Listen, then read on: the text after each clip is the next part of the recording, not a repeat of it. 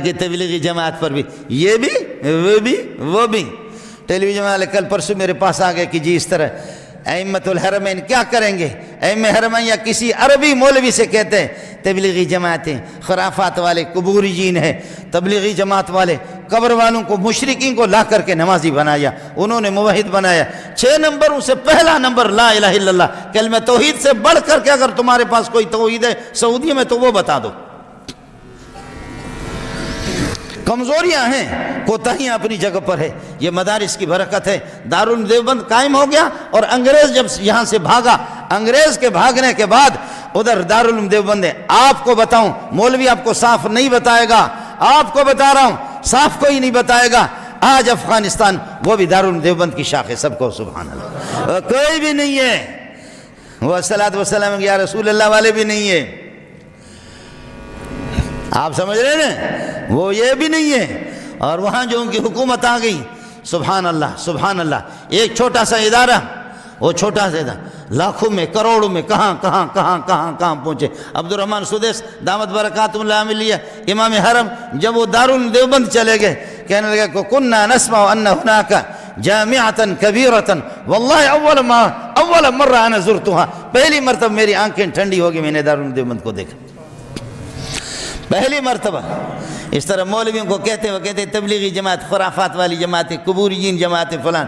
ہاں تبلیغ میں کچھ بھیڑ آ بھی گئے ہیں تو آ گئے ہیں، وہ تبلیغی جماعت کے نہیں ہیں۔ تبلیغی جماعت کو پتہ کر دو، تم بتا دو، اللہ کے فضل و کرم سے کمزوریاں ہیں، کوتاہیاں ہیں، لیکن کام کر رہے۔ میں عرض کر رہا ہوں کہ جب گورے کو نکالا، گورے کو نکالنے کے بعد بچوں میں اور بچیوں میں اور ان میں محنت مدارس کا شروع ہو گیا، بے کس بے سہارا، کسی حکومت کا کوئی سہارا ان کو، کوئی حکومت کی سپورٹ بھی ان کو حاصل نہیں۔ اور ادھر شیخ الہند حضرت مولانا محمد قاسم نانوتوی جنہوں نے دارالعلوم دیوبند، ان کے شاگرد مولانا محمود حسن، قرآن کا ترجمہ جس نے لکھا، محمود حسن کا شاگرد مولانا الیاس کاندیلوی، سب کو سو۔ جی ہاں تبلیغ والے بھی، آپ بھی اس کو بھی سوچیں، آپ بھی سوچیں کہ مدرسے ہی سے آپ کی بنیاد ہوئی، جماعت نکلی ہے مدرسے سے۔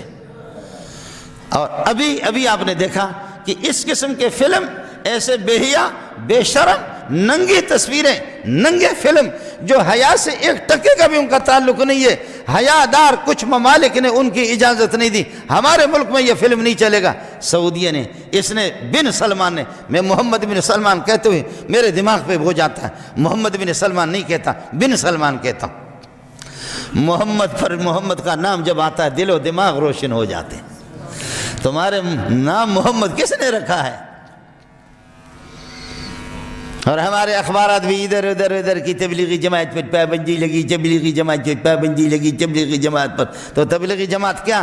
ان کا مشن وہی ہے کہ جو یہاں آپ کے پاکستان میں جو حکومت کی طرف سے یا اس قسم کے بے دین قسم کے لوگ، میرے پاس وقت نہیں آپ کو بتا، خدا کی قسم لاکھوں اور کروڑوں بے نمازی، چور، ڈاکو اور قاتل ایک ایک کر کے اپنے علاقے کے سردار بہت سے جانتا ہوں۔ میرے ملک کا سردار جو کئی لوگوں کے قاتل ہی قاتل، مجھے ٹیلی فون کیا، مولوی منظور آپ سے ملنا چاہ رہا۔ میں حیران ہو گیا کہ سردار مردار مجھ سے ملے، کہ آپ سے ملنا چاہ رہا۔ میں جامع فاروقیہ میں تھا، ادھر تو میں بھی 7-8 سال سے آیا، آپ سے ملنا چاہ رہا۔